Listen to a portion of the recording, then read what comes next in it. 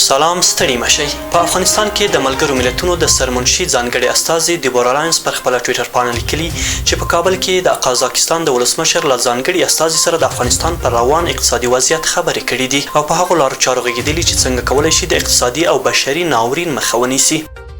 د قزاقستان د ولسمشر ځانګړي استازي د رئیس الوزرا له مرستیال ملا برادر سره په لیدنه کې ژمنه کړې چې ډیر ژر به افغانستان ته د دوی له لوري د 15,000 ټنه مرسته شوو اوړو د لیږد بهیر پیل شي. قزاقستاني لوري همداراز ډاډ ورکړی چې دوی تر خپله وسه له افغانستان سره همکاره دي او خپلو بشري مرستو ته به ادامه ورکوي. د افغانستان د اسلامي امارات یوه چارواکي د پلوچرخي زندان د بیا پرانیستل کېدو خبره کړې ده.